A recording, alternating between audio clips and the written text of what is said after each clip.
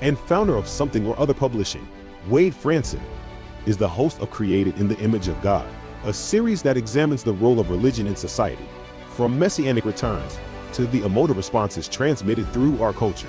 Wade fearlessly addresses reality claims from all directions, objectively exploring their compatibility with Holy Scripture. Joining him is Daniel Sanderson, CEO of Planksiv, an international philosophy and cultural media outlet, helping emerging thought leaders with personal branding by co-creating organic content. Tonight's episode, A Baha'i Perspective on Prophecy, Part 2, with Tyson. Tyson. How are you doing this evening? I'm fine, thank you. Okay, why don't we give a big hello to everybody that's watching, and we've got a good show. So Jay, give a good shout out to everybody. Say hello, thanks for coming by. Well, yes, exactly. Thanks for coming, and I think you'll find this evening very interesting. Yes, absolutely. And this is Jay as a part of the A list, right? The A list means you get to come back. And I have to say we're not I mean, it's not a high bar of a list. I mean, it's not like we refuse a lot of people entry to our party. So I will say that you're going to be a repeated guest, and we're going to get into some of I want to start with a great disappointment.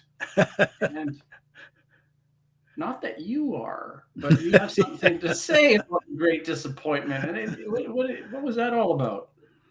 Yeah, so maybe we don't have to be so disappointed after all. There certainly was a great disappointment back in the mid 1800s, but it turns out there's more to the story because people weren't looking very widely. And so we'll get into more of the story this evening. I love how you teed that up, because we're not going head first into that right away. What we want to do is there's going to be first time listeners to people of the show. There's going to be return listeners to the show. We want to thank everybody that is returning, and we want to thank everybody who's just discovering us for the first time. But I want you to let's bring everybody to Jay's level. And one of the ways that we can bring people to our own level is to really tell a story about your story. Can you tell us a little bit about your upbringing and what kind of defined Jay? And it can be, your faith for sure, but what's kind of filled out what it means to be Jay Tyson? Well, I grew up learning about religion in my Presbyterian church. And even as in children's classes, we learned about how God had sent Noah and had sent Abraham and sent Moses, and then he had sent Jesus.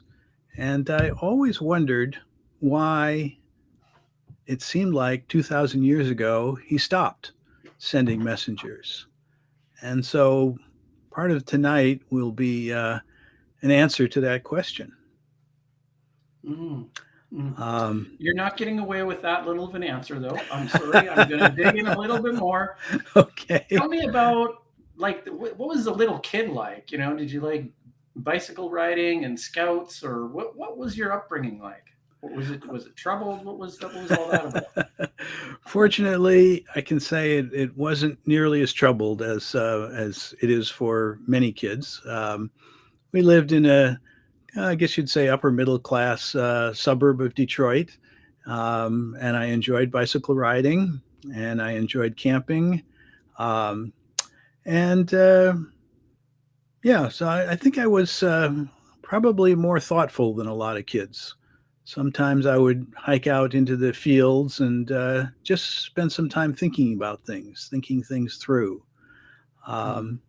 So, yeah, when someone came along and suggested that there might be more to the story than just, Noah through Jesus, I was interested, and I started listening. When I was in high school, I found out about the Baha'i faith. I found out that they believed that not only had God sent a messenger in the name of Muhammad about 600 years after Jesus, but that also in the 1800s, he had sent a pair of messengers. And these messengers came with a message that was particularly geared for our age. Each of the messengers, even the ones that Christianity looks back on, they each taught eternal spiritual truths, but they also taught some aspects that were particular for the needs of their age. And so it's been quite a long age since the coming of Jesus or Muhammad. And I think pretty much everyone would agree that today we live in a different age than any of the messengers of the past. Okay. So, how would you typify this question? Okay, or description? And the description is that that that you spend most of your time trying to spread the word. Okay, that's option one. Um, the option two is that you're trying to still find the truth. That's option B. And option C is some sort of combination between the two. Would you say you fall into A, B, or C? I would say I fall in C. I try to invite people to understand more about the Baha'i teachings for this age. If you call that spreading the word, I guess you could. But also, I'm constantly learning. I'm reading books about other religions as well as books about the Baha'i faith, and find myself constantly expanding. I recently attended the Parliament of World Religions in Chicago. That was an opportunity to learn more about lots of other religions around the world. So, yeah, it's constantly a growing experience. Well, I'm sure that Wade's going to use the pry bar to find out a little bit more about that experience. But why don't you give us just a little bit of a highlight of what happened and what was inspiring about that event? About the Parliament? Yeah. Yeah, so I think what was most inspiring to me as a Baha'i is that it returned to the city of Chicago, where it was first inaugurated in 1893.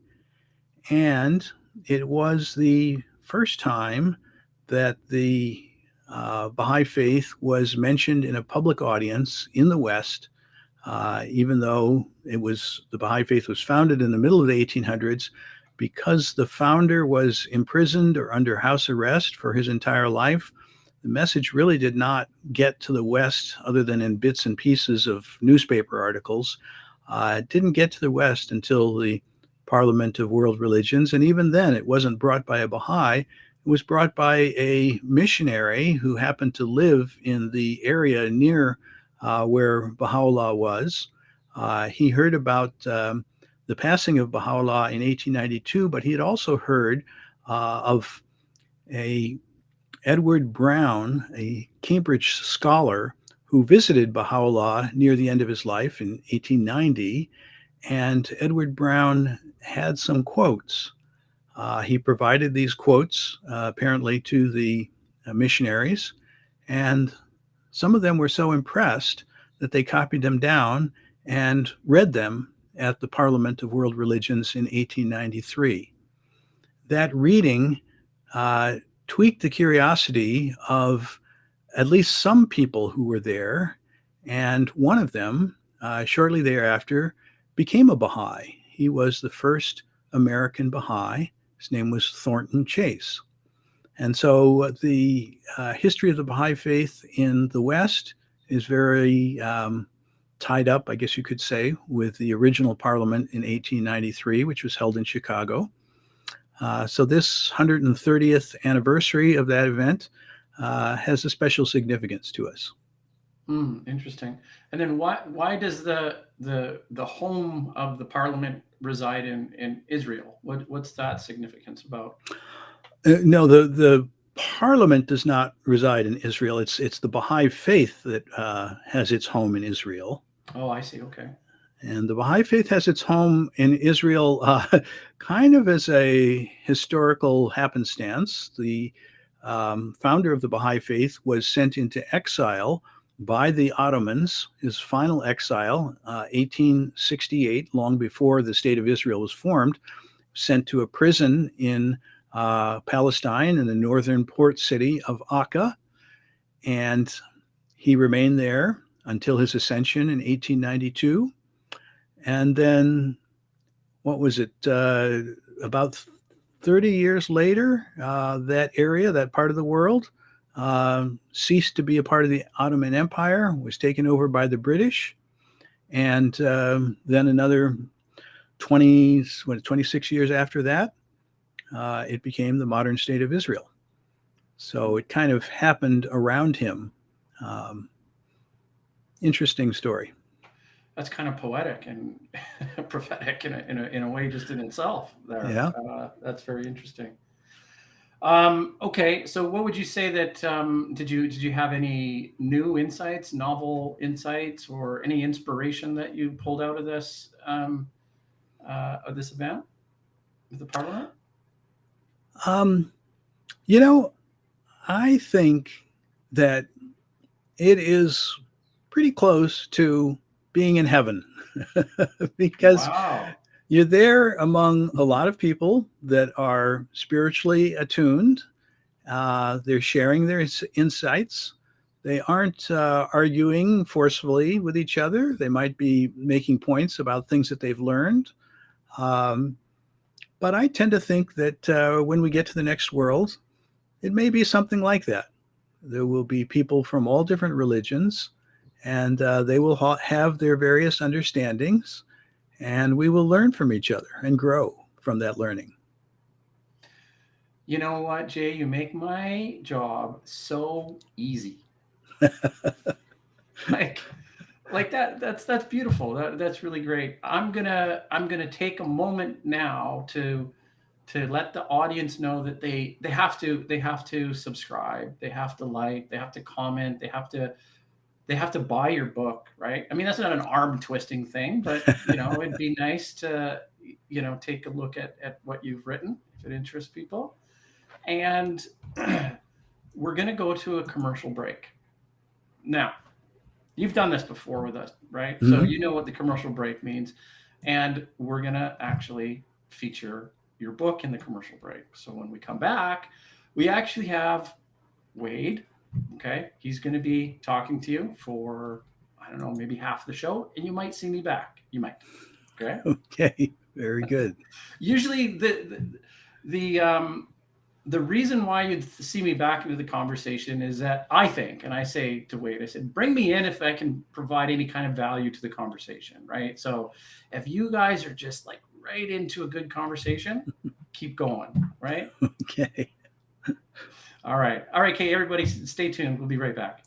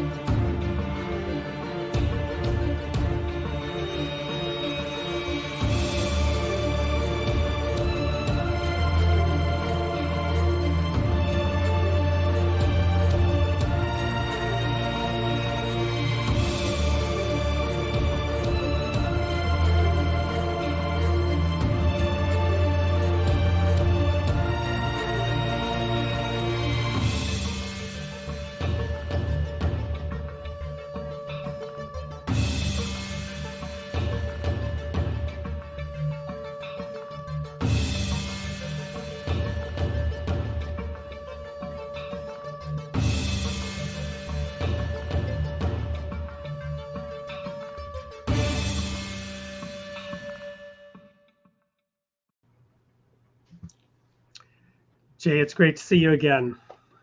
It's great to be here.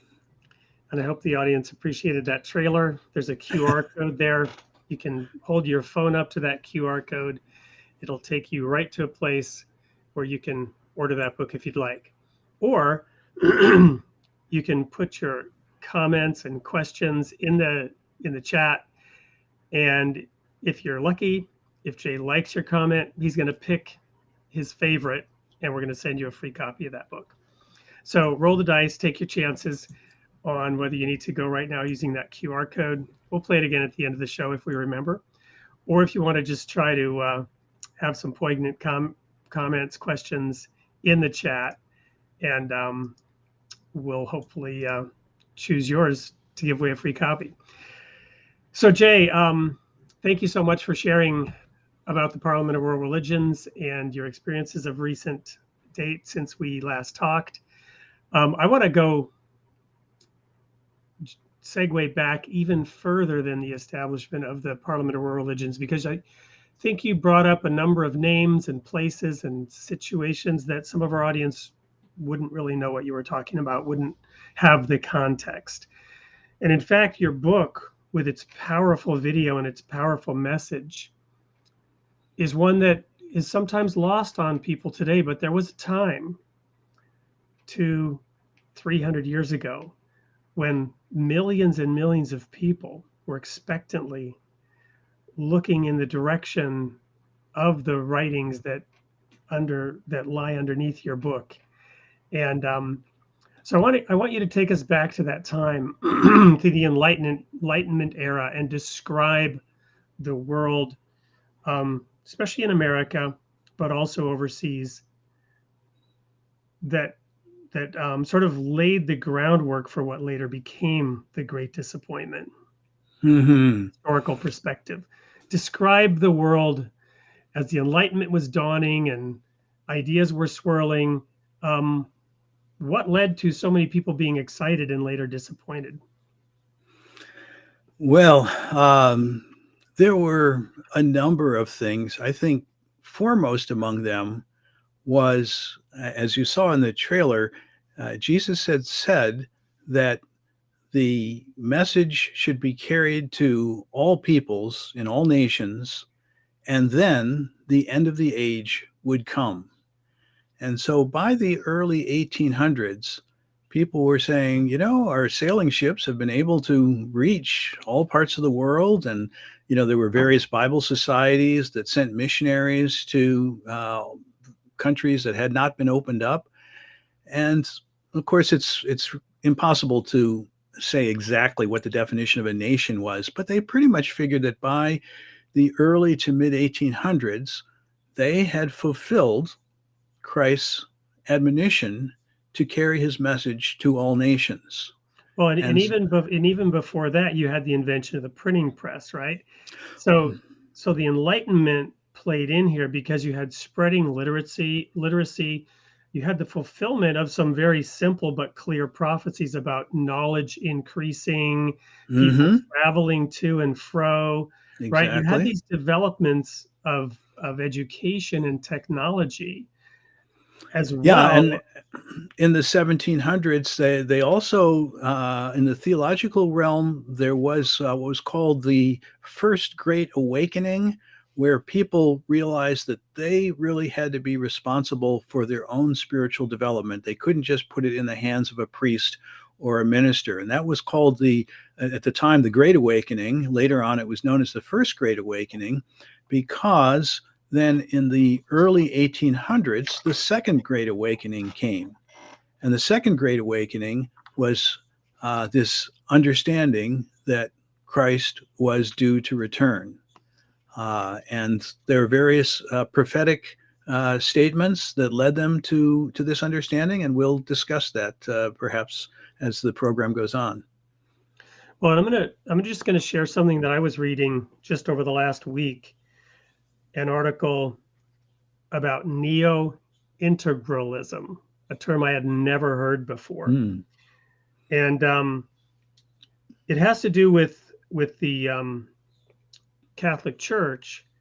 And I'll just read a paragraph here. Neo-integralism is an effort to revive the model of church-state relations that some in the Catholic Church favored for centuries before the Second Vatican Council. So the Catholic Church had a model of relations between church and state that is centuries old, because of course the Catholic Church has been around for a day or two and was influential in the establishment of Western civilization.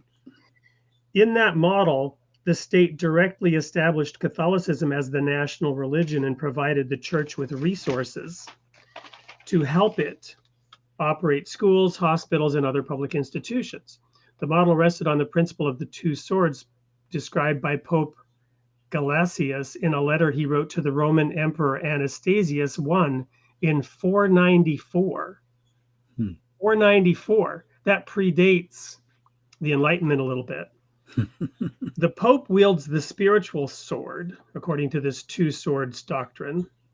It supersedes temporal authority as the church rules over the soul even of the emperor. The emperor wielding the temporal sword must yield to the spiritual sword, as when a bishop requests state sponsorship of church activities. During the Middle Ages, the church used this rationale not only to call on governments to extirpate heresy or conduct crusades, but also to insist on clerical immunity from civil law. So this, in a nutshell, describes a world that lasted for 1,000 years, at least in the West, under the dominion of the Catholic Church, right? So that's the historical backdrop prior to the Enlightenment. So when you talk about the belief emerging of personal responsibility, right? It's emerging from literally what we know of as the Dark Ages. And so the Enlightenment, we often forget that you had this religious basis for the darkness, and that the light began to emerge from the darkness in the Western world as we emerged from the Enlightenment. Yeah, there's certainly, were potential pluses to having the church operate in conjunction with the state. But unfortunately, when it becomes corrupted, then you have the minus that the church and the state are both doing negative things. And of course, this is what led Luther to break away from the Catholic Church and started the Protestant Reformation. So, obviously Protestants didn't agree with the idea of the amalgamation of church and state. And in fact, I was reading recently, Sir Isaac Newton, famous in physics for his discoveries, was also someone who studied the Bible a lot. And one of the things that he predicted was that the amalgamation of the church and the state, which really became solidified under Charlemagne in the year 800, he predicted that 1,260 years after this, it would fall apart. And so you may hear people talking about the year 2060, because that's 1,260 years after Charlemagne. However, we all know that the separation of church and state kind of happened in 1870, when the Pope became prisoner of the Vatican and lost all of his temporal authority. And anyway, that's one of the prophecies that was a little bit misunderstood. We can talk later about the significance of the 1260. It was not what Sir Isaac Newton imagined it would be. So back then to the Enlightenment, we have this emerging, let's just call it consciousness, awareness, spiritual attunement, and a lot of searching and a lot of seeking as you emerge from the darkness, and the points of light that people then orient themselves towards had not yet emerged. Like moths to a flame, we might congregate around the points of light that we identify as attractive. But in that emerging, misty dawn, lots of people are looking for answers, right? And does that accurately describe the environment that led to William Miller? Yeah, I would say that there was certainly that. There were also, some signs in the skies. That was another thing that, had been mentioned in the prophecies, and they saw. There was the great starfall in 1833. People looked up, and there were just thousands of stars, meteorites that were coming into the atmosphere at that time. And it made people think about what had been written in the Bible about the signs in the skies. There were others prior to that. There was also the year without a summer, 1816, that where they were having snow in the Northeast, snow in the middle of the summer. Also, made people wonder what was going on. They suspected that this was one of the signs in the skies, and turned out that occurred because of a volcano in Indonesia, which is still regarded as the largest explosion in recorded history. It happened 1815, but the effects were felt in the northern hemisphere at least in 1816. And again, it one of the things that it did was it inspired William Miller at that time. Both William Miller and Joseph Smith had critical points in their own spiritual development as a result of the summer of 1816. So that was one of the things that had people on edge, and they're looking and saying, we've reached all nations, and we're seeing these signs in the skies, and also it seems to be the end of the age because lots of changes are happening. Changes are beginning to happen. They've discovered some of the scientific principles which would lead to technological revolution. Steam power used for short railroads, not long ones, but short ones at that time, was beginning to make people think that the future was going to be quite different from the past, and a realization. And then, of course, in 1844, when you have the invention of the telegraph, suddenly we're in the age of electricity. Communications went from moving at the speed of sail or the speed of horseback, went to the speed of light, which was an immense, or at least lightning. yes. It wasn't yet light. We didn't have fiber optic, but right. But right. it was, which is interesting in light of pun intended or not intended, but now intended, in light of the message about like lightning traveling from east to west. Mm-hmm. Yeah. So you had all these things going on, and now let's talk for a minute about William Miller and what he did. What was William Miller's contribution to this? And I have to confess that when I think of William Miller, I often think of you, Jay, because of your painstaking research and your sometimes a tiny bit pedantic, and I don't mean that negatively, but very careful, logical, half step by half step by half step approach to getting to an answer, very carefully, measuring twice and cutting once in terms of what eventually makes its way into the pages of your work. Maybe it comes from my engineering background. I like to, make solid connections between things. So in line with that, maybe to answer your question, you could show on the screen this little page that I did called From Jesus to 1844. 3 simple steps. Yeah, 3 simple steps. I wanted to mention this because, a lot of times we talk about prophecies from the book of Daniel, and, someone could say, well, why did you select the book of Daniel? I mean, there are lots of prophets in the Old Testament. What is it particular about the book of Daniel? But when you actually go back to it, it's pretty straightforward. And I was surprised as I started to research this. It starts in Matthew 24, where the disciples say to Jesus, "Tell us, when will these things be?" Okay, so this is a direct conversation with Jesus. And he answers, he gives several descriptions of future events, including the preaching of the gospel to all nations. But then he says, when you see the abomination of desolation spoken of by the prophet of Daniel, stand in the holy place. Whoso readeth, let him understand.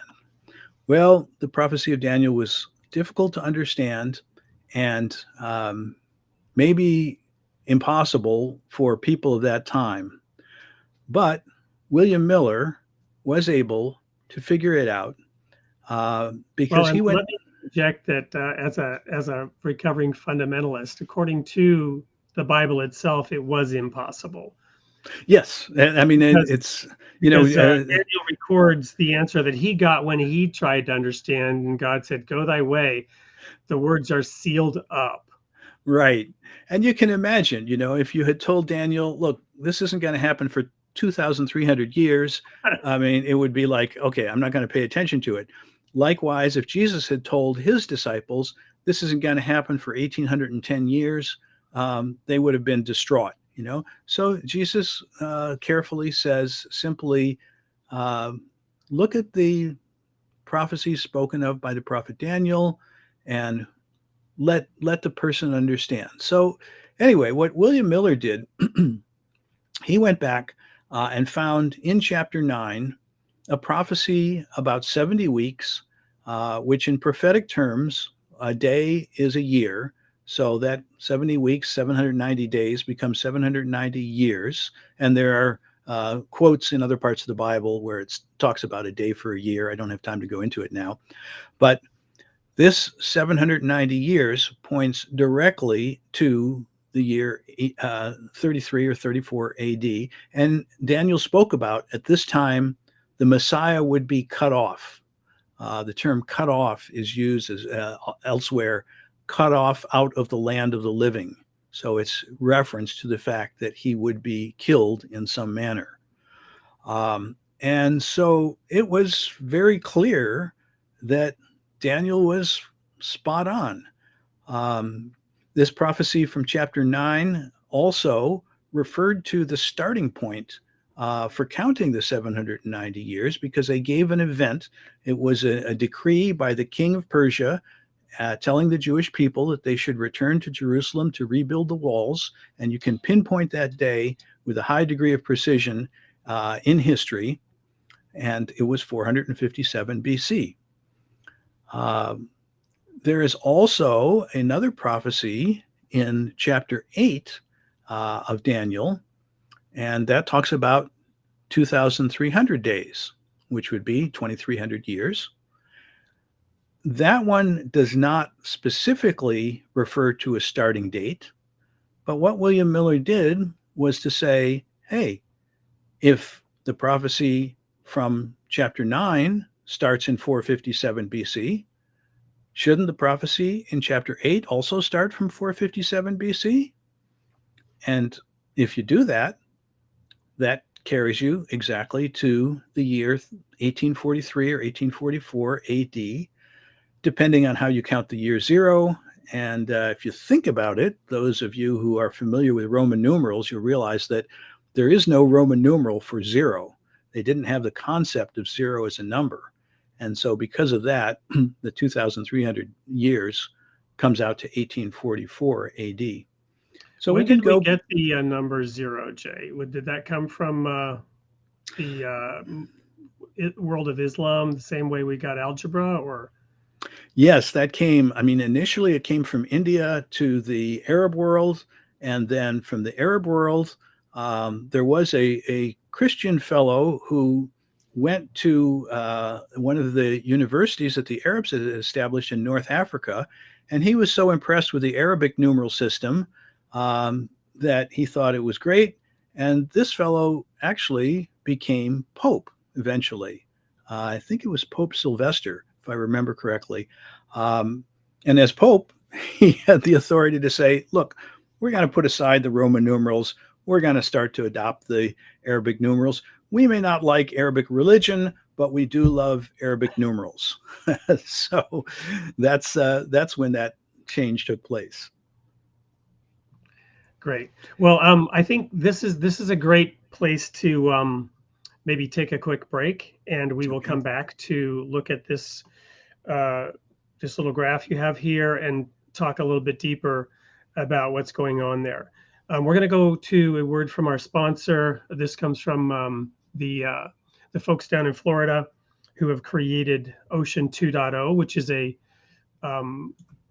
repository of global religious texts and with a reader program, quite an innovative approach to things. And I think it's fitting that we go watch this video as we're talking about the fact that, as the Bible says, here a little, there a little, the puzzle pieces, the answers were spread across time and space, and in different languages, through different people, through different messengers, through different religions over time. And what God did at the Tower of the city of Babel and the Tower of Babel, which he then relabeled confusion, was to confuse things, to make them difficult. Perhaps in the same way that Jesus spoke in parables to hide the meaning, to make people dig, to make people prove their sincerity. just a little plug again for what you're doing, your book, your work, and the whole concept of this show. In William Miller's day, there was a fervent excitement. Much of that excitement has been lost. People aren't willing to dig today. The sad thing is that the answers are much more readily available today than they were in his day. With the spread of information, with the creation of technology, the answers are right there, literally at your fingertips. Ocean 2.0 is one way in which you can access these. Stay tuned. We'll be right back with more of Jay Tyson, author of Wise Men of the West, and we'll be digging a little bit deeper into what he has to present. Discover the world's religious traditions like never before with Ocean 2.0 Reader. Our custom ebook reader is designed for exploration and study with an immersive audio integrated reading experience and powerful research tools available on all platforms including web, Windows, macOS, Linux, Android, and iOS. Experience the benefits of immersive reading by combining ear and eye with improved comprehension and vocabulary acquisition. Our interfaith library features books from various religions, so you can have access to a wealth of knowledge. Try Ocean 2.0 Reader today and elevate your reading experience. And there's that QR code. I think it's probably a free download. So go ahead and hold your phone up and go straight there from your phone. Check out Ocean 2.0 Reader. Support our sponsors in doing so and learn along the way. So I'm also going to remind you again that we're giving away a free copy of Jay's book. We're not seeing a lot of comments yet. Perhaps everyone is spellbound. Oftentimes the comments get going towards the end, and then we don't have time to adequately deal with them all. So Jay, I want to move forward to some additional points on prophecy, but first I want to spend a minute on this graph that we were that we were watching right before the commercial break. And again, talk about William Miller. I just want to set the stage and the excitement of what was going on in 1840, 41, 42, 43. So what were the results of William Miller's work as he began to understand these things? As we know, it was sealed up until the time of the end, and William Miller began to believe he was in the time of the end and began to believe that he had in fact been enabled to understand something that had previously been sealed. And he began to talk about that. What was the net result of that? Yeah, so it was very interesting. He was not himself a self-promoter. When he realized this, he heard a voice that says, "Go tell the world." And he did not want to go tell the world. And finally, he had kind of a conversation with God, I guess you could say, where he said, "Look, if you send somebody who asks me to come and talk about this, then I will do so, but I'm not going to go on my own." And don't you know, later that very same day, a man arrived on a horse and saying that the minister in his town had fallen sick or had to leave for an emergency or something like that, and they needed somebody to preach at the church that coming Sunday. And William Miller was beside himself because he had made this promise to God that he would not say anything unless he was called on. And suddenly he was called on. So that's how it got started. And, he shared his discoveries, and the people in the church were so enthralled that they said, "Oh, you have to come back." And they told their neighbors and they told people in other churches. And before you know it, this all snowballed. And the people were asking him to preach all over. So it really caught on because it was such a compelling argument for the time, that the time was coming. And, this was in the 1830s. And it was clear that, it was only a few years around the corner. So maybe we better get ready. So that's what led up to it. Well, and he also was very, very reluctant to place any dates, and he was finally pressured into putting a date to this, right? Yeah, he was, first it wasn't clear whether it was 1843 or 44. So he was a little bit, back and forth on that. In March of 1843, he had recognized that the Bible refers to the first day of spring as the date when the edict was issued 2,300 years ago. And so this was the kind of the beginning of the season. And don't you know, at that time, a huge comet appeared in the sky. And people were saying, whoa, this is another sign in the sky. And they knew about the sign appearing for the Magi in the time of Jesus. So a lot of people were pretty alarmed by this. That certainly caught the attention of many. 1843 came and went, and they realized that maybe it was 1844 because of this question of the year zero, but this was definitely the time to be looking. Some people wanted to try and pin it down to a specific day, and as you said, William Miller was very reluctant to do that. Finally, someone had reasoned that October 22nd would be the specific day, and a few weeks before that came around, William Miller somewhat reluctantly said, yeah, okay, I think this might be right. So everybody was at that point expecting October 22nd was the day. And when the morning came on October 23rd and Christ had not come down from the sky as expected, there was a lot of disappointment. Some people had not planted their crops. Some people had sold all that they had. William Miller got disfellowshipped from his church. Lots and lots of problems, and thus it became known as the Great Disappointment. So Jay, the Baha'i faith in particular talks about that first telegraph message, which was issued, I believe, was it May 24th, 1844? Yes, the day after the Baha'i faith began. And correlates that.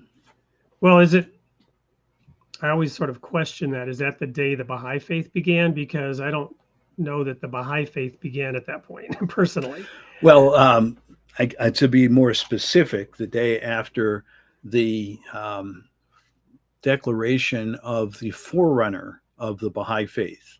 So who Baha'is would consider to be the John the Baptist figure, if you will. Yes. Although a much more elevated station than John the Baptist. So I guess that's why I want to make the point that for me, that the Baha'i faith didn't begin at that point, because that would be to diminish what happened in 1844. Mm-hmm. But I'm also quibbling here, which I don't mean to, but rather my point was, so there's this definitive day, but then Jesus said, the day and the hour knoweth no man. And for every one of the points that you might raise, you would have skeptics who could point to something else to discount it. This is certainly true. And one thing that I say throughout is that I don't mean to suggest that prophecy alone should be used as a reason to believe or not believe something. I think of prophecy as a flag that kind of says, look here, and then one should look and see if what the here that it's pointing to makes sense or not. The tip of the iceberg, perhaps. Yeah. Mm-hmm. I think of Isaiah, where it talks about that God would set up an ensign to the nations. Also another prophecy that would happen at this time. So it's a sign that the common man, or groups of people as a whole, can look at. Mm-hmm. And yet, as I mentioned earlier, Jesus also spoke in parables. So I'd like to ask you just personally your view of why would the author of these prophecies, and I don't mean Daniel, because Daniel didn't understand them, right? So when I say the author, I mean the source of the prophetic information. What's your personal take on that? Why would it be done that way? Why would Well, there be these obtuse, difficult to discern, easy to dispute prophecies? I mean, this is a common argument, right? If God is so all powerful, why couldn't he make it clearer, right? one thing I could suggest is that try writing a letter to someone who's living 1,000 or 2,000 years from now. What are you going to be able to write which will stand in place for the next 1,000 or 2,000 years? That would be comprehensible to today's audience. I mean, you could easily do that if you had all knowledge, right? You could write a letter for somebody 1,000 years from now, that would be completely and totally legible. But what format would you use, right? That's right. Because it has to be legible and understood by the people receiving the letter today, as well as the people 1,000 years from now. Right, because if it's not received by the people today, it would be tossed aside and forgotten. It wouldn't exist for the 1,000 years. So yeah, this is one of the difficulties of communicating over a vast distance of time. And then, but I'm thinking still, God in his wisdom and knowledge and all powerfulness could certainly have accomplished it despite all that. So why would the omniscient, omnipresent, omnipotent, divine creator of all of us not do that? Well, there's several reasons. I mean, first of all, God never compels people to believe. It's always something that's offered as a choice.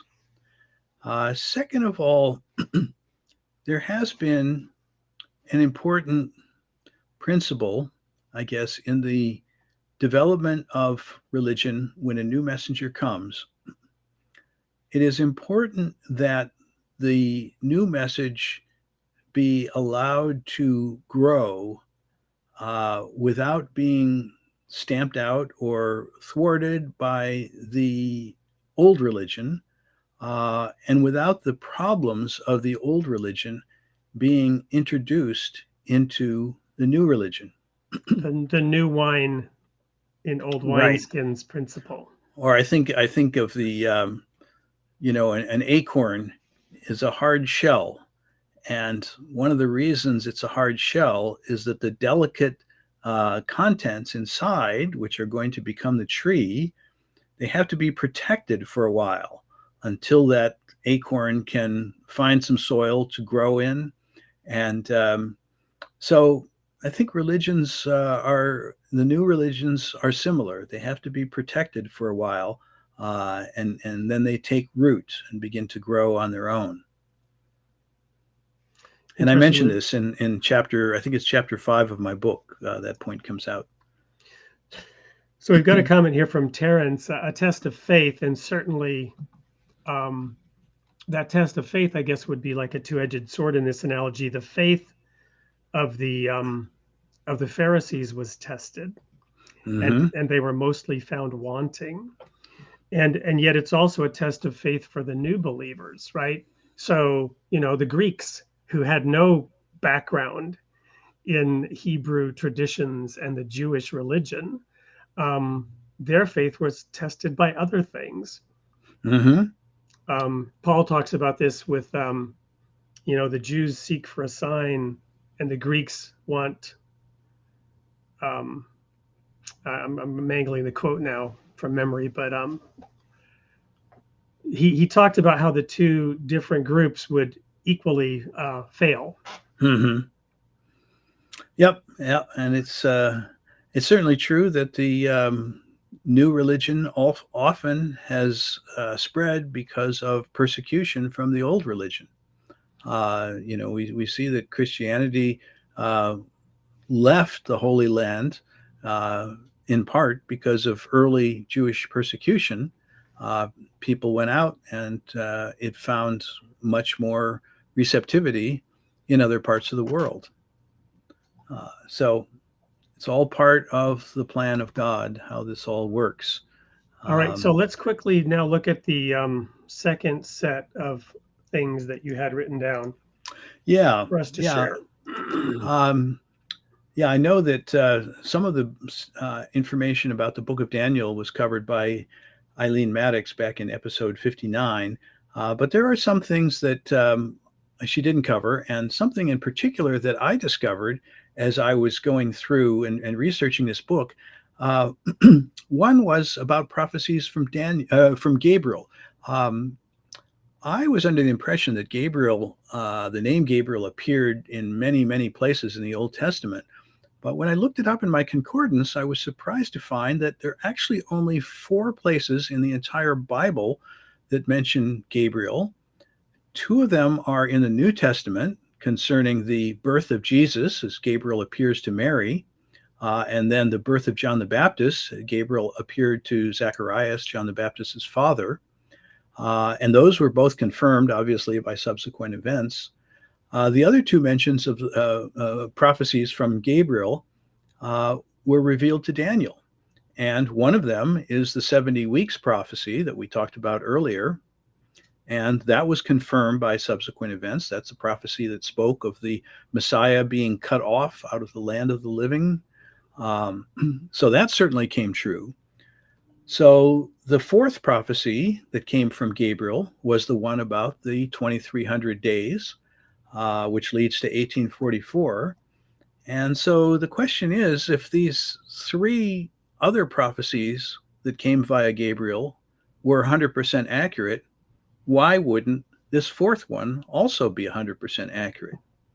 So if it leads us to some certainty about the year 1844, then we have to start asking, well, is it possible that something happened in that year that was simply a different manner of fulfillment? In 1844, when it didn't work out, the easiest explanation was that we made a little miscalculation. It's going to be 1846, or it's going to be 1847, or something like that. Nobody wanted to consider the possibility that God might be speaking to people on the other side of the world, and that he was speaking to the whole world. And because he was speaking to the whole world, his next prophet might come anywhere in the world. Might Well, not come. let's spend a little time on one particular prophecy, because is it not true that many of William Miller's followers, at least those that were closest to him, went up on a mountain? At least this is what was reported. I don't know to what degree. Why would they go up on a mountain? Well, I know that they went up on a hillside. A hillside. In the farming community where he lived in upstate New York, near the border of Vermont, and there was a particular area which was bare rock, and because there was bare rock, there were no trees growing around, and so if you were on that bare rocky spot, you had a very wide view of the skies. Why would you need a view of the skies? Yeah, because they were expecting, according to some of the references in the New Testament, that Christ would return from the sky, from heaven. And why would they have that idea? Well, because they believe that he physically went up into heaven. And there's a verse in the book of Acts, chapter 1, where angels tell the followers of Jesus that just as you've seen him arise into heaven, so he will return in like manner. Well, there's another reference too that I'm specifically getting at. So I'm glad you raised that one, and I want to come back to it in a minute. Mm-hmm. But there's something about clouds. Well, yes, they saw him disappear into the clouds. Their vision of him was covered by clouds. And so he would return in like manner, emerging from the clouds. So the question was really, and still is this to be taken literally, or was this a poetic way of saying that our clear understanding of him started to become somewhat cloudy because there were perhaps many different interpretations of some of the things that he said. And so, we were feeling separated by these clouds of misunderstanding. But in the future, when he returned, he would break through the clouds of misunderstanding. So I want to spend a little bit of just a moment on the example, and I believe it's in the book of Acts, where he went up to heaven and there were angels, it says, walking with the disciples, or the disciples, were standing looking up into heaven, sort of straining after Jesus had disappeared, right? And still looking. And, they were asked, well, what are you staring at? And they, that's when it was said, in like manner, he will reappear. Is that correct? Mm-hmm. So clearly he gradually receded. And I think of a child losing their balloon. Many of us have this memory because even though I'm old, I still remember the horror and tragedy of somehow letting that helium balloon out of my grasp and watching, perhaps crying as it went up into heaven, in the same way that we cry when our ice cream cone falls on the ground. We were crying as that balloon went up into heaven, and you stand there, you cannot take your eyes off it. And you stare at it as it slowly recedes. And then there comes a time where you think you see it, but you're not sure. Maybe you see it. And if you're there with your sister, no, it's there. I see it. I still see it. I don't see it. I see it, right? I imagine it being exactly like that, right? Mm-hmm. And so being a literalist, in like manner. So obviously it's not necessarily intended exactly literally, but that situation of thinking you see it, you don't see it. Is it him? Is it not him? That sort of questioning.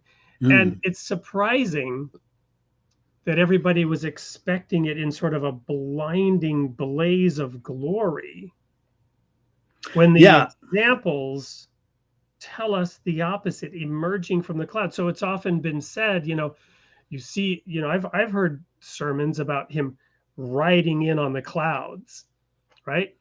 Back in the day, not in my particular congregation, but I'm aware of them, right? Come in a blaze of glory, riding in on the clouds. But that's not what the Bible says. That's not exactly. It doesn't even evoke that really. But that was perhaps the interpretation that they had of those verses.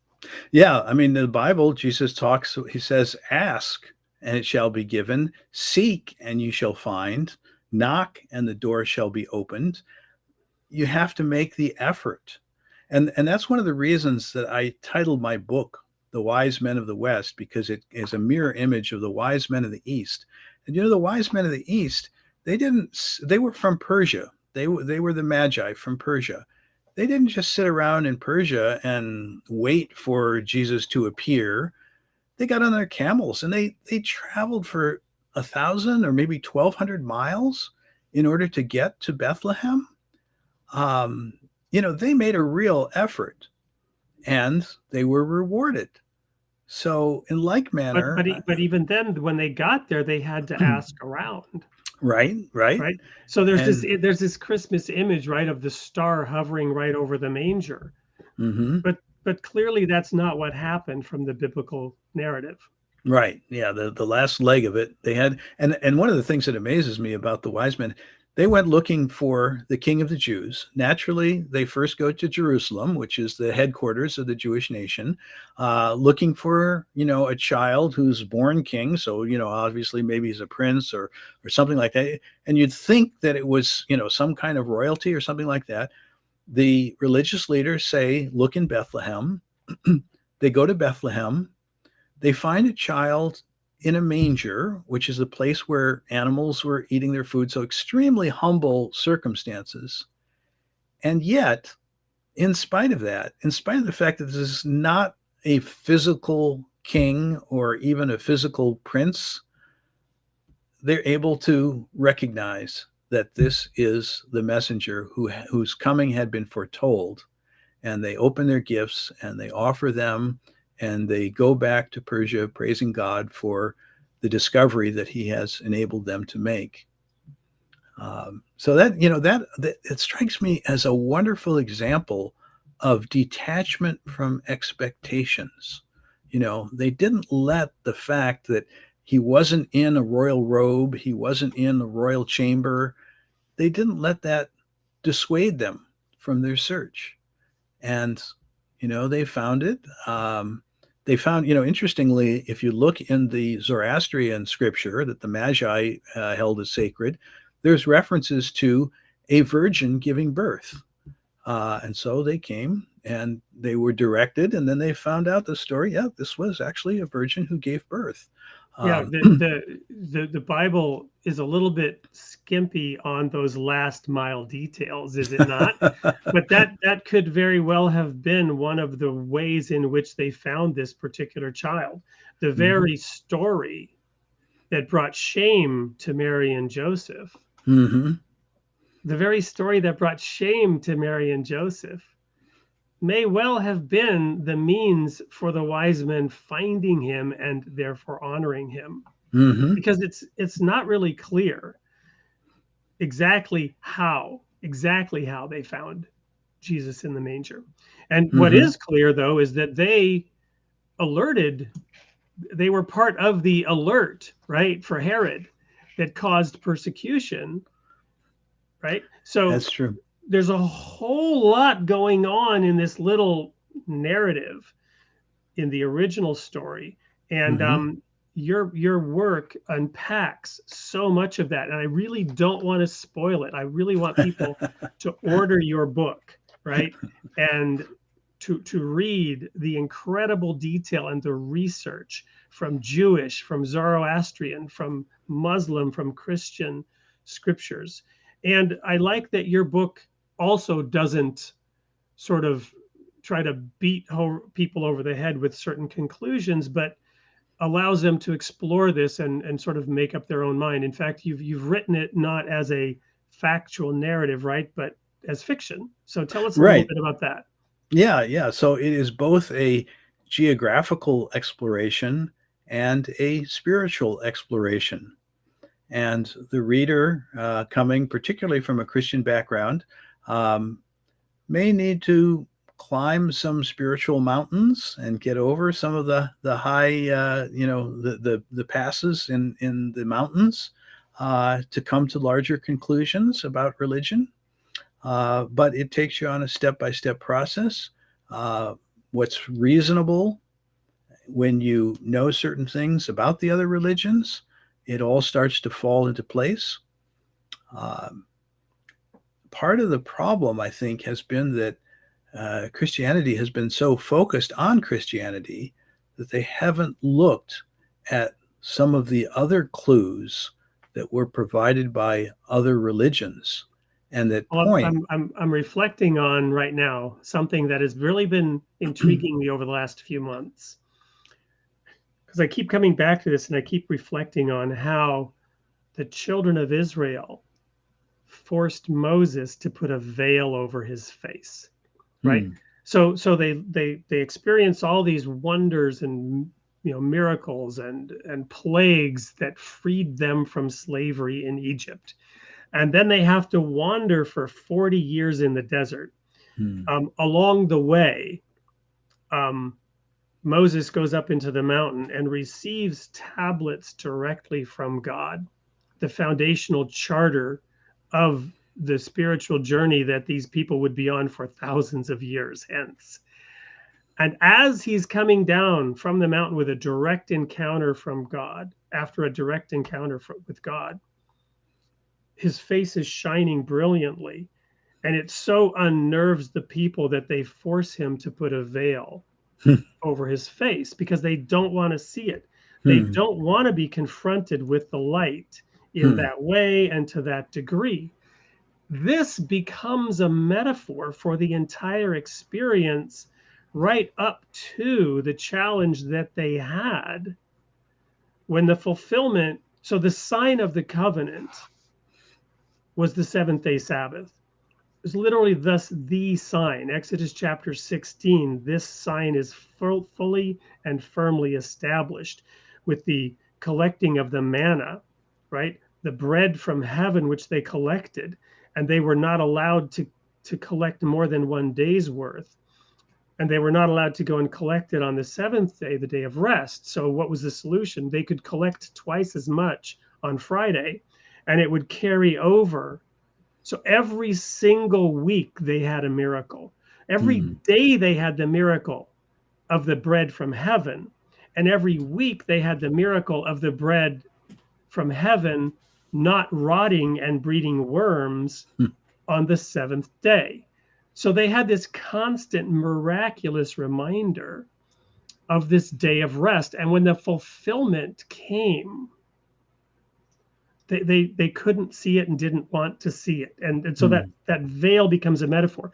So now I'm intrigued to maybe go research and see what some of the veils were that were baked in to the Christian faith. They have made it challenging for even those people looking for, because for the Jews were incredibly expectant of a Messiah. Jesus was not the only contender. There were lots of contenders. This is sort of ironically typified by Monty Python's Life of Brian, that region of the world at that time with messiahs popping up on every street corner practically. Yeah, I discovered a lot about Jewish expectations in the early 1800s, and the fact that they had from their Kabbalah, their book of Jewish mysticism, a very strong expectation that Christ would reappear not in 1840, but in the Jewish year 5600, which turns out to be 1840 in the Christian calendar. And so from, I think it was 1808 until that time, there was a big influx of Jewish people moving to the Holy Land in expectation of the appearance of the Messiah. Again, there was a great disappointment because they had a particular idea as to how it might be fulfilled. And what happened instead was that in 1840, they received the right to be treated as citizens of the Ottoman Empire. And suddenly the door was opened, which is really what the prophecy had said. When the doors would open, the Jewish people were allowed to be citizens. They were allowed to own property in the Holy Land, which was a huge step forward and really laid the foundation for the modern state of Israel, all going back to 1840. Well, we're gonna go to one more commercial break, and we're gonna come back and wrap this up. I think we'll probably let Dan back on stage if he's going to behave himself, and and then have a few more questions and wrap this up. Hopefully, also with a few more comments from the crowd, who I'm just sure they are spellbound. We're going to though go to a commercial break and talk a little bit about a couple of other biblical concepts. Spiritual religious concepts, heaven and hell. The question there is, have we understood these properly? And this video will open it up and also give an opportunity to anyone listening to perhaps contribute their perspective on these matters. Stay tuned. We'll be right back to wrap up Created in the Image of God with Jay Tyson, a Baha'i perspective on prophecy. The concept of heaven and hell has been a central idea throughout human thought and cultural history. From ancient civilizations to modern religions, people have explored the nature of the afterlife and the potential consequences of their actions during their lifetime. Royal Falcon Press Imprint presents a new project seeking diverse perspectives on the fundamental human theme of heaven and hell. Our goal is to create an anthology that provides readers with a rich and nuanced exploration of heaven and hell throughout human history, inviting writers to draw from a wide range of sources and authors, including religious texts such as the Bible and the Quran, philosophical treatises like Plato's Republic, And modern works like Neil Gaiman's The Sandman series, or Mitchell Baum's The 5 People You Meet in Heaven. Scan the QR code to submit your contribution to Heaven and Hell by Wade Franson at supellc.com.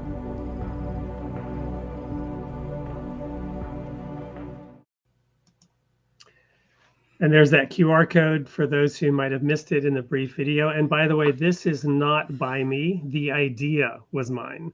The anthology idea was mine. And I look forward to reading and working with some of the authors and maybe curating some of the content and helping put it together. Do use that QR code to scan it in if you're interested in learning more about this or contributing to it. And we now have Dan Sanderson back with us as we wrap up today's show. Want to talk a little bit to wrap up, going back to something that was raised earlier about the purpose of prophecy, Jay, and that you talked about it as the tip of the iceberg, the sign, the flag of something of interest. Wanted to invite you to spend a couple more minutes on that or seconds on that, and then also invite Daniel in to weigh in on the topic of prophecy and ancient texts and modern interpretations and how they might evolve and impact people over time. Okay, very good. Yeah, just briefly, I wanted to talk about 3 lines of convergence. One, we've already talked about the prophecy of the 2,300 days. Eileen Maddox, in particular, in episode 59, spoke in detail about that. There was one that she didn't speak of, which is found in Revelation 9:15. And William Miller was the one who spotted this.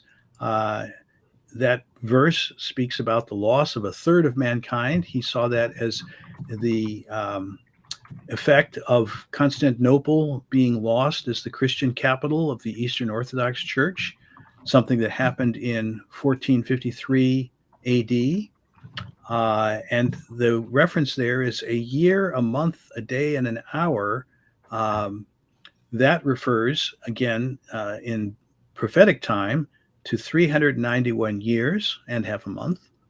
If you add those together, that brings us to the spring of 1844, which again matches up with the calculations from the 2,300 days and matches up with what actually happened with the declaration of the Bab.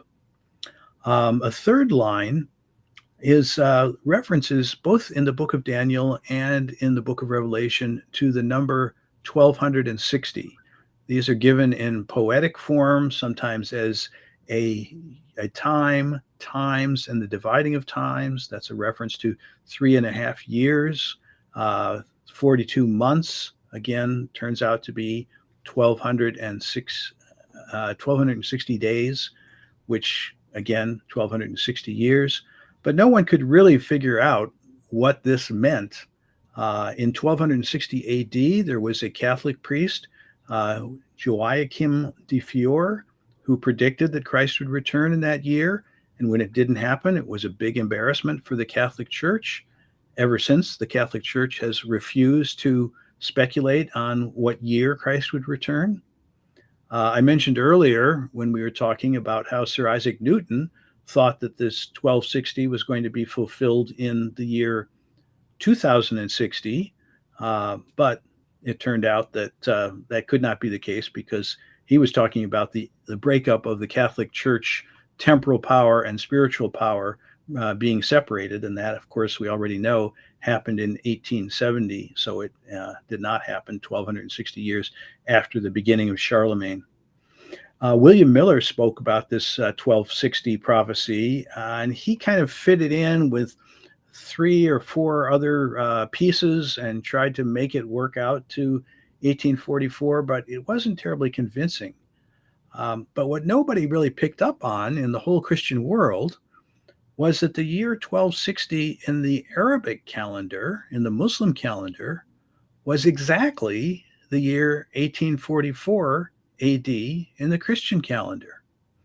And of course, understandably, Christians didn't regard Islam as having anything that was of value, and so they didn't pay attention to it. But as it turns out, there was a group in Islam, the Shiite group, which was expecting their promised one in the year 1260 AH, not AD, otherwise known as 1844. And what I found particularly interesting when I started to research this, I thought, well, okay, so the Shiites probably picked up this 1260 by reading the Bible. They noticed that Daniel had mentioned 1260, Revelation had mentioned 1260, but no, it turns out quite the opposite. There was a whole different description in the Quran that the Muslim people, the Shiite people, would be guided by the descendants of Muhammad. And then after that period of guidance, there would be a day of separation whose length would be 1,000 years. So at the beginning, nobody knew exactly how long the descendants of Muhammad would be guiding the people.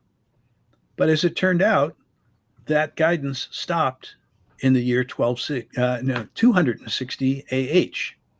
So the end of the guidance, 260, followed by 1,000 years of separation, brought them to 1260 AH, which turned out to be exactly 1844 AD.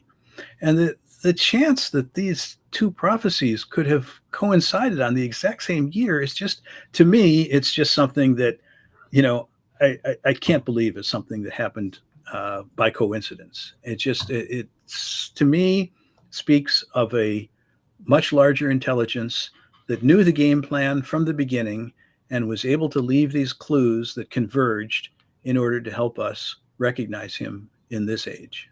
So that's my thoughts on that, and you'll find discovery of some of the details of these things in my book. Thank you, Jay.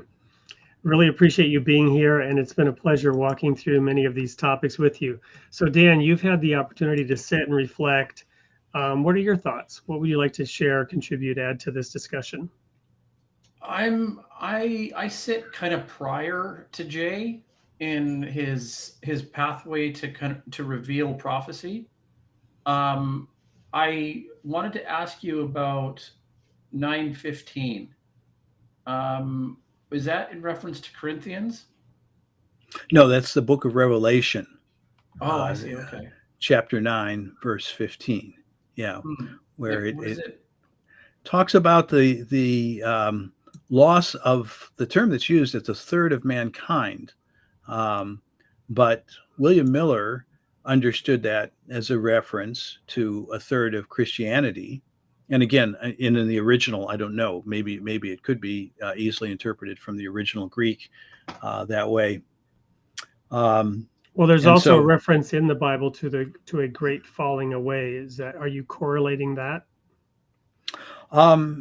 William Miller, again, this is not my particular interpretation. I picked this up from the writings of William Miller.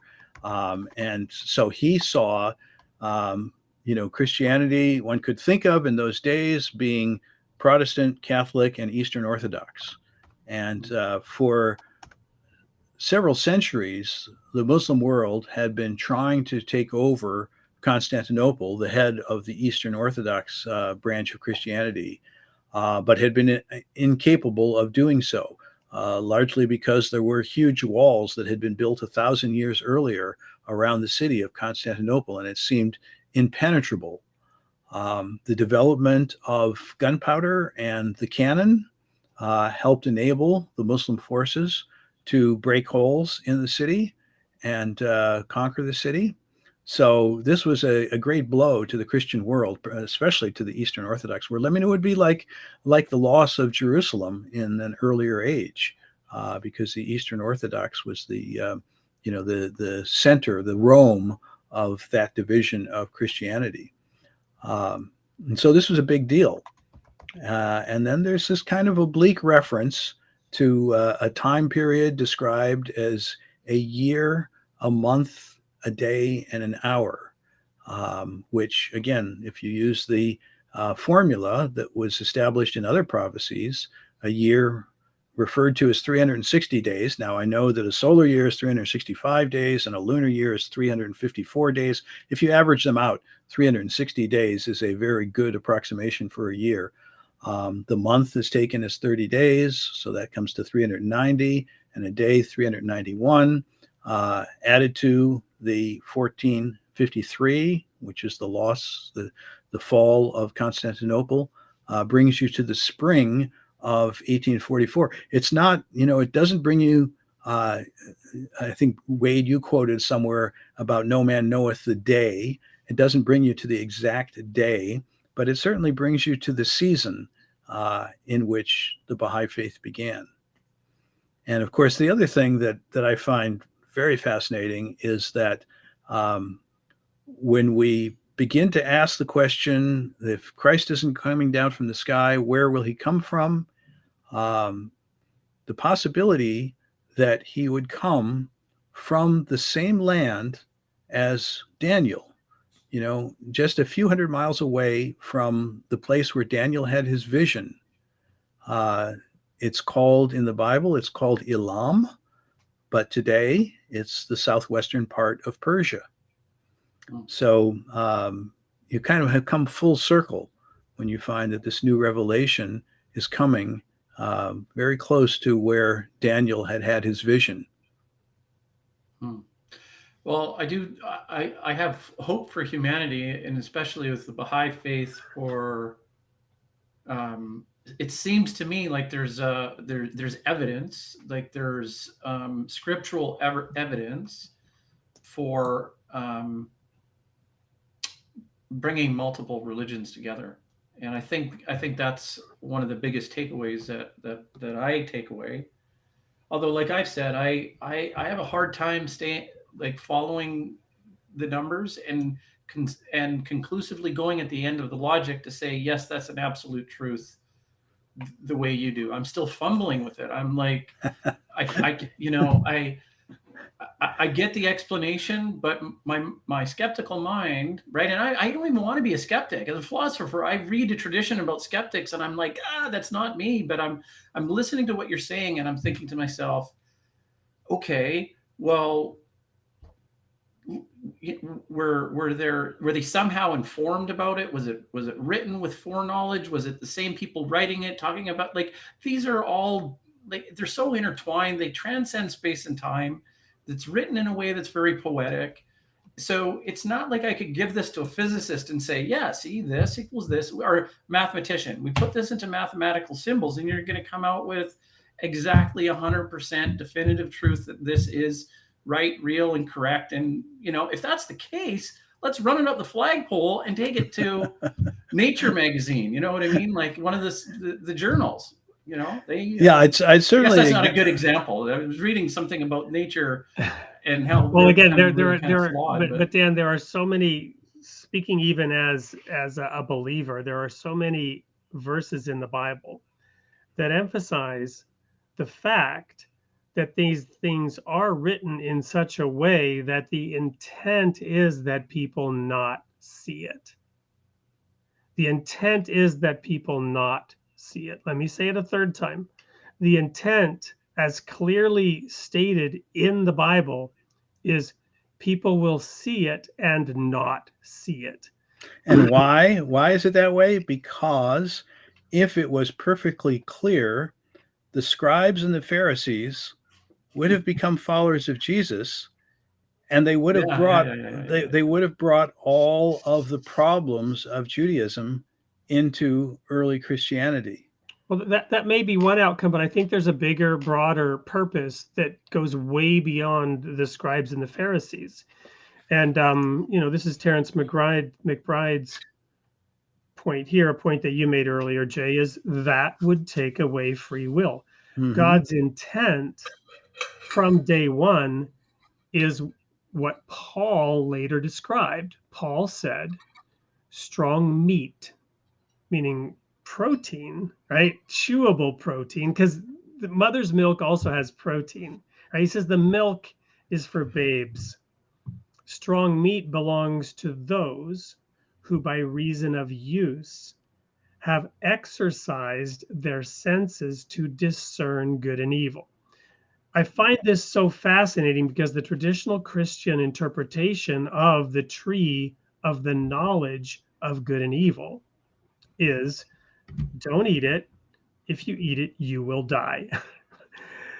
But clearly, God knew and intended that they eat it. The entire parable of the serpent and all of this is just to showcase the story that this is the fruit that God knew we would end up eating.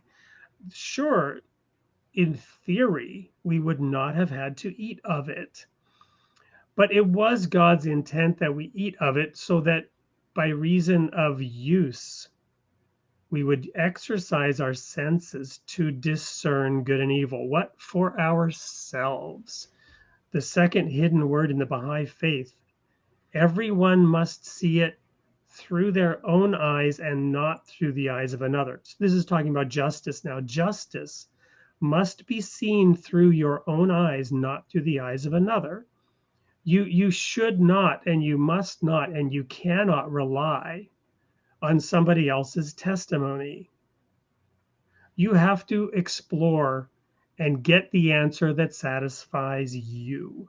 And the answer that satisfies you will be different for every single human being. We are all at different places on this planet.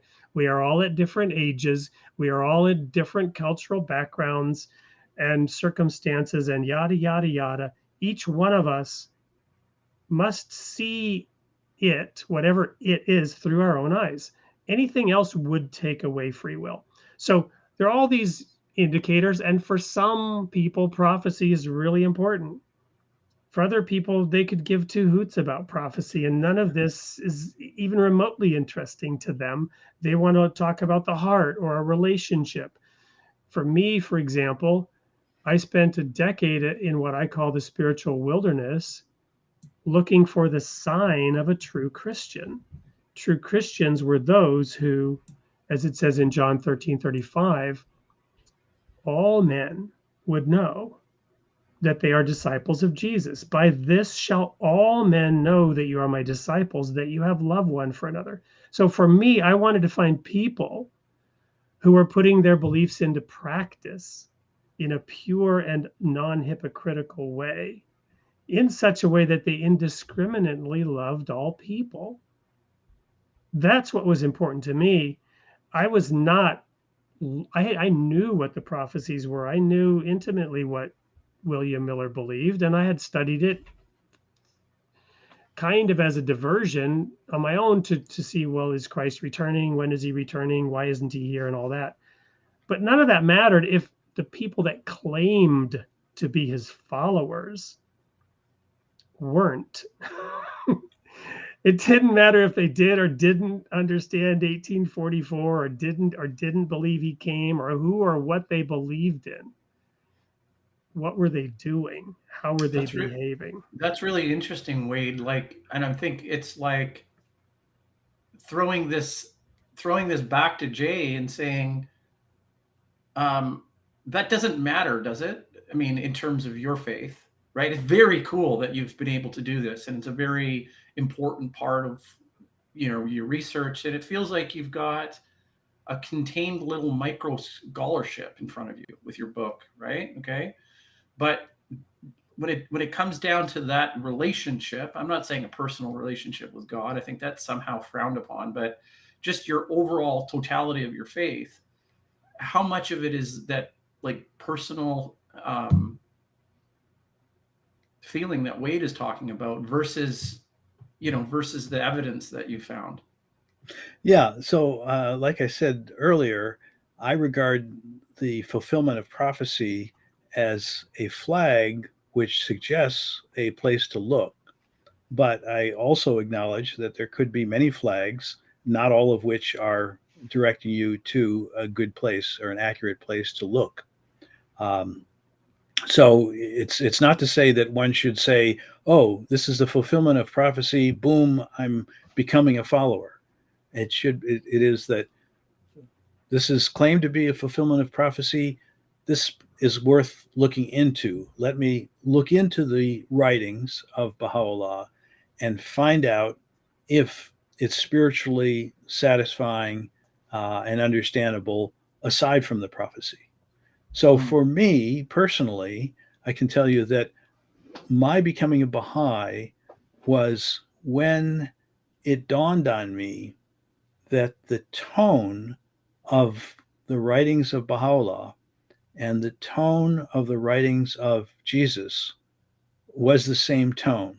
There was something, you maybe can't put your finger on it, but I think some of the people who persecuted Christ put their finger on it. They said he speaks with authority.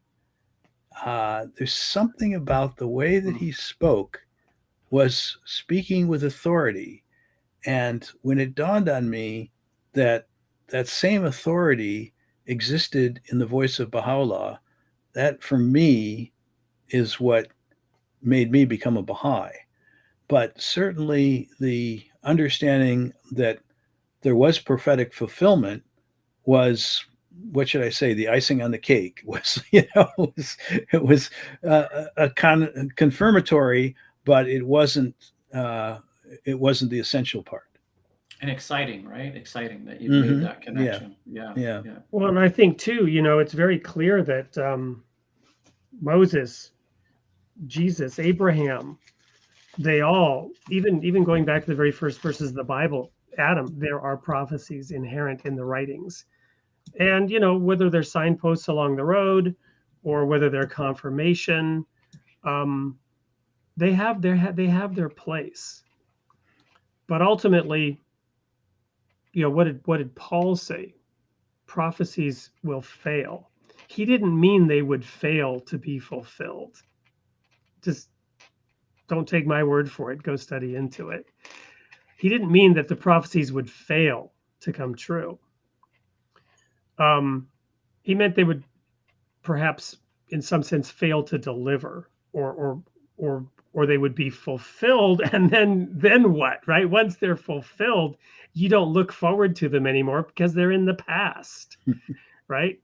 Their purpose has been fulfilled. They're no longer useful in that sense. They're in the past. But this is the so-called love chapter. Love prevails above and beyond all. And Dan, I know that you focus a lot on that and goodness and what can bring people together and what can point the way forward for humankind. And that's the point. And the purpose of those prophecies is to point people to what they portend, what they deliver. Well, you said something earlier in tonight's show about you recognize this in your fellow man, right? You recognize the noble man. You recognize the goodness in somebody, right? That's pretty amazing that as a species we can actually. I mean, just think about it for a minute. We become so accustomed to it. It's so second nature. But to know when you're doing an act of good is incredible. That's the power that ethical power is actually transmuting between us as a species, right? This to me is what I think Plato was describing in the dialogues in ancient Greece. An actual biological description of what our species does as a partial eusocial species, right? So we work together, all right? But we do it in a metaphysical space, which transcends space and time, okay? And we immerse in this imaginary sort of, I would call it like the realm of ideas or ideals. Now, this is something that Plato gets interpreted as incorrectly. And so I'm always really skeptical about interpretations, skeptical healthily. And it's like, I'm going at it with a scalpel. I'm going at skepticism with a scalpel, looking at it saying I'm optimistic and I'm looking for creativity.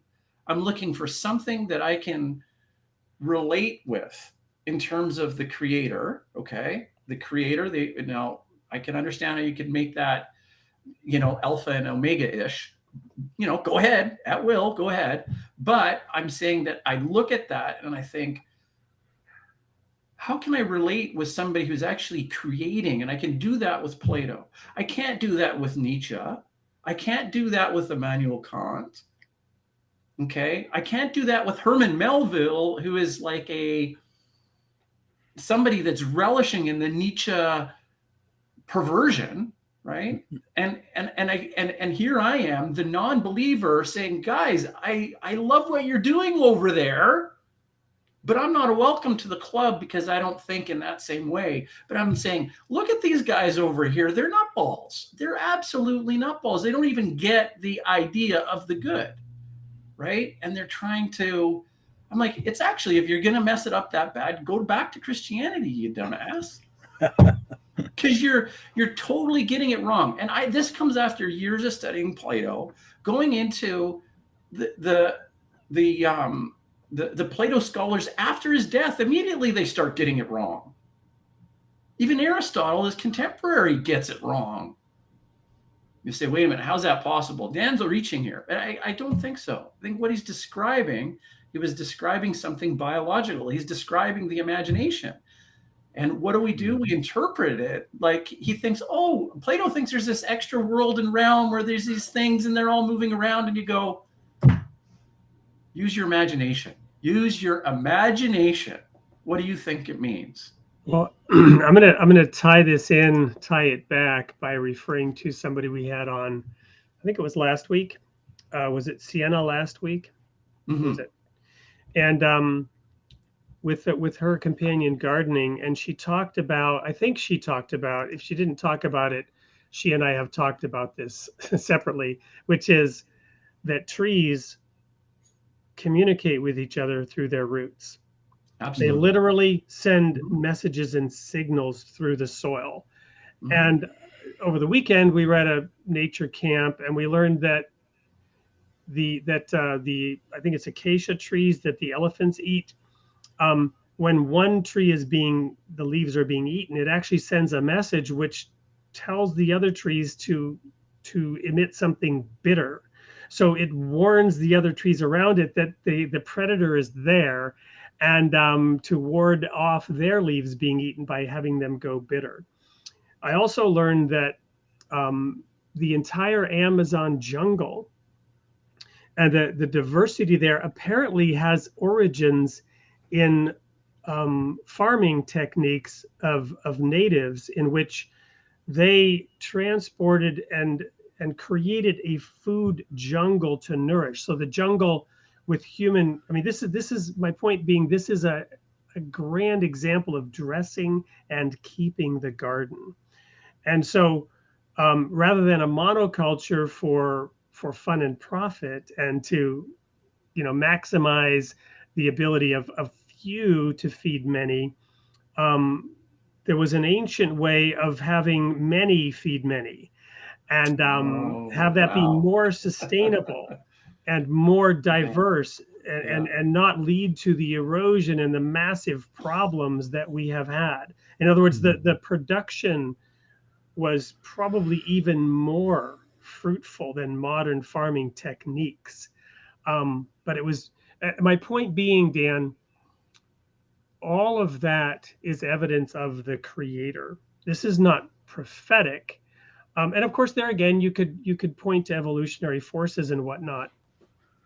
But it's this communication, it's this cooperation. So we think of nature as being dog eat dog. Well, dogs don't actually eat dogs, but anyway.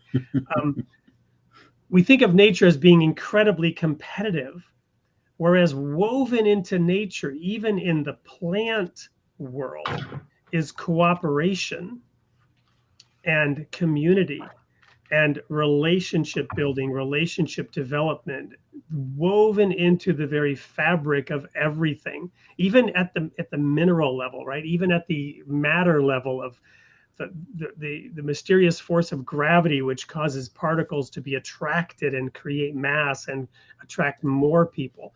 That goodness is woven into the creation at every, and we're only today beginning to learn how to read that book. Science is just discovering the intricacies of this. And as is typical with us, to your point, Dan, earlier about messing things up, we typically pollute it.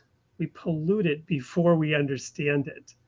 Yeah. Before we can understand it, we're polluting it. And then that pollution further clouds our understanding of it. I only heard half of it because my headphones went out, but yeah, the connectedness of the trees is phenomenal. Well, I don't know if that's the right word. It's just remarkable. Another one that's really interesting is mushrooms, and that whole underground of like life. It's quite remarkable. I don't necessarily need to dwell on that interconnectedness, thinking that we have some sort of intertwined spider web in the same way that the trees would be connected. I think that our connectedness happens in our shared ability, our ability to share images and evoke shared emotions. I think that's and the reason is you've got the idea of good. We'll describe it. Well, it's undescribable, somewhat similar to God. I mean, you can only describe it so much, but like it's like, what is goodness? That's an abstract thought that's very hard to wrap your head around, right? Okay, and so what comes from that? You've got your four virtues, right? Okay, and you cultivate those virtues into an ideal man, a noble man, and that we all understand. Where I think it makes more sense with the birth of Jesus is that it's so identifiable as somebody who's takes a human form, right? And you intuitively can think that way. And I think that in that tradition of Platonic thought, what Plato's trying to describe is what happens when we use our imagination. What happens when we think of what's the best thing? What's the ideal thing? What is justice? What is temperance? What is courage? What does it mean? And you form this in your imagination. You try and put everything into some sort of, well, he thinks like a sphere. Why? Because it's a perfect representation of a totality. And when you take that and you can put it in the form of a man, hey, that's even better because it more directly relates a human to a human. And I think really what religion's teaching us is that embrace that from a standpoint of that's a heuristic that works, and embrace your fellow man.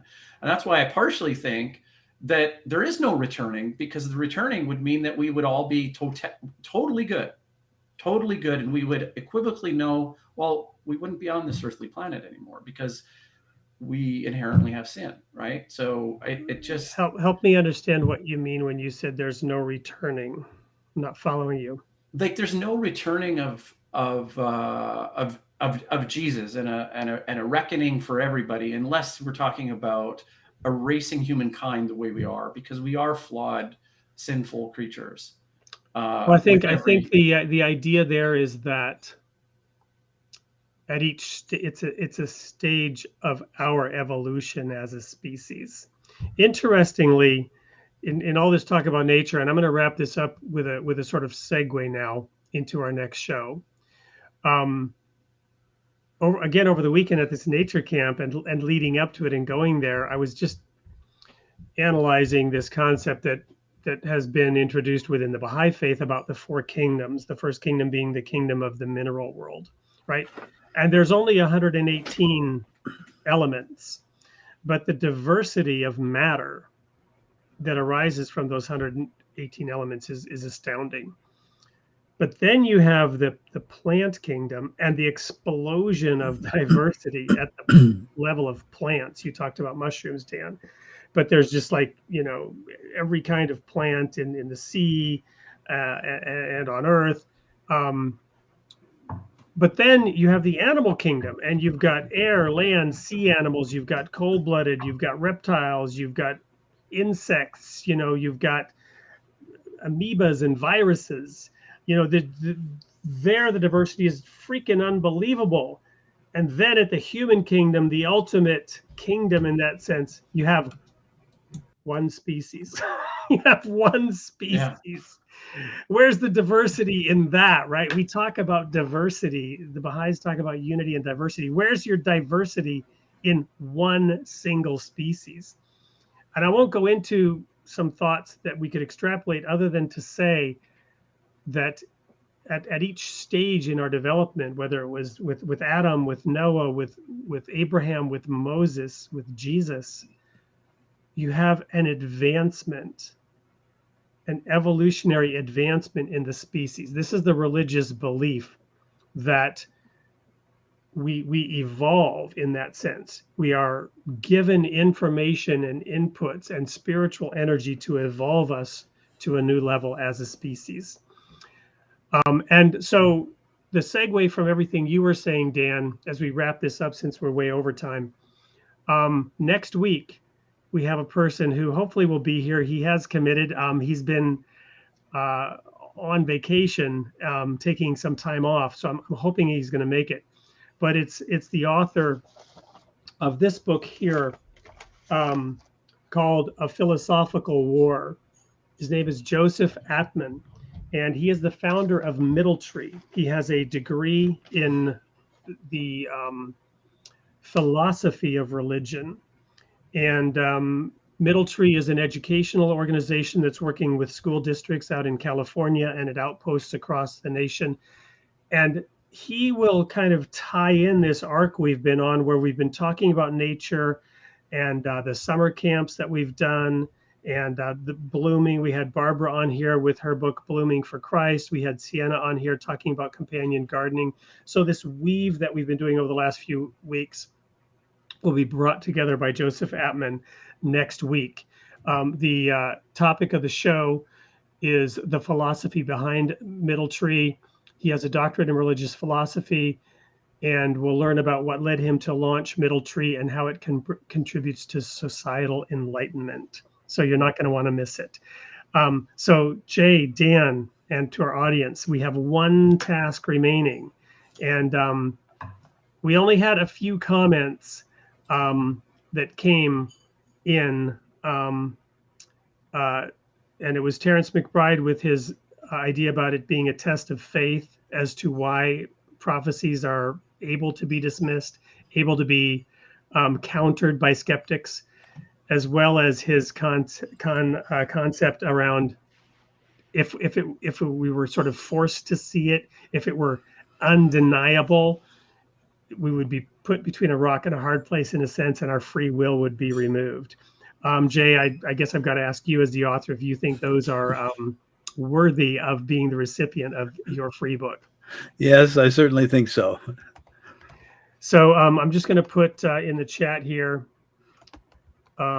for Terrence, because we need to know how to get a hold of you and how to send you this book. So send in to info@soupllc.com, and we will get that book off to you, Terrence, if you're still around, hopefully. And if not, hopefully you'll pick up the show on YouTube. So any last parting words of wisdom from either of you before we sign off tonight? Oh, was that Soup LLC? I am not trying to make Terrence not get his book. Has to be two L's. Most people, if he was American, he'd understand it was the yeah. Okay, good. Yeah, I just want to make sure you get your book. Thank you. Thanks for contributing goodness here at the end, Dan. Make sure that Terrence gets his book. Jay, we will probably have you back again in the future. I'm going to go ahead and put up that QR code again here at the end of the show, just to make sure that people can get your book if they've been wanting to do so. It comes in 2 volumes, right? So they'll want volume 1 first. Wise Men of the West and the Wise Men of the East. Is that right? Wise Men of the West is when they are traveling through the West, including to the Holy Land. And then part 2 is still called Wise Men of the West. Volume 2, they are traveling further east. So volume 1 is called the West and volume 2 is called the East. One thing we didn't cover is that it wasn't just America. William Miller wasn't the only one. They weren't just up on a hillside here in the US, but in various parts of the world, particularly strong in the UK as well, were people that were looking for something to happen in 1844. Yep. And Of course, in the East, they also found people that were having a lot of expectations about 1844. So, or in some cases, it was just the middle of the 1800s that they were having the expectations. But it's amazing convergence from many different religions. Wonderful. Well, thanks again, guys, for being here tonight, and all the best. We hope to see you next week with Joseph Atman. Until then, take care and tune in again next week, same time, same place. Bye now. Thank you.